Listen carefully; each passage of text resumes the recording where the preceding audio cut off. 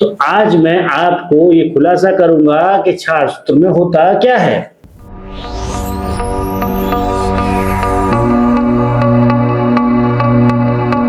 बवासीर एक ऐसी बीमारी जिसके बारे में 90% लोग बात करने से शर्माते हैं और चुपचाप 10 से 15 सालों तक सहते रहते हैं। मैं डॉक्टर मनीष यादव आज इस पे खुल के बात करूंगा कि बवासीर के लक्षण क्या हैं। मोशन के रास्ते खून आना, बैठने में तकलीफ होना, जलन और खुजली, मस्से जैसा कुछ हाथ में महसूस होना।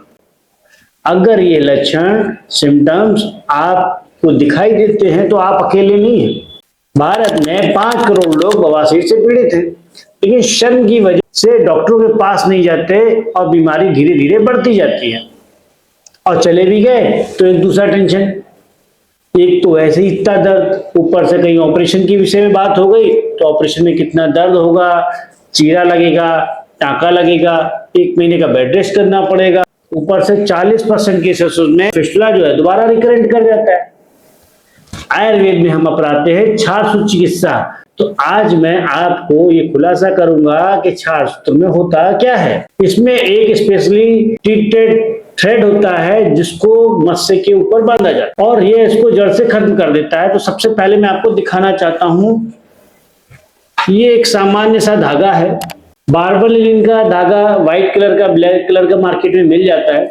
ये क्षार होता है। इस क्षार को जो है हम लोग क्या करते हैं, इस धागे के ऊपर लगाते हैं। इस क्षार को धागे के ऊपर लगाने के बाद 7 कोटिंग, 11 कोटिंग, 21 कोटिंग इस तरीके के बनाने के लिए, जैसे कि पहले क्षार लगा दिया, फिर उसके ऊपर ये हल्दी, क्षार लगाया, फिर हल्दी लगाई, फिर क्षार लगाया, फिर हल्दी लगाई। इस तरीके से 7 कोटिंग, 21 कोटिंग, 22 कोटिंगों का अलग अलग तरीके का धागा बनाते हैं। अब क्षार का काम क्या होता है? क्षार का काम होता है कटिंग करना और हल्दी का हील करना।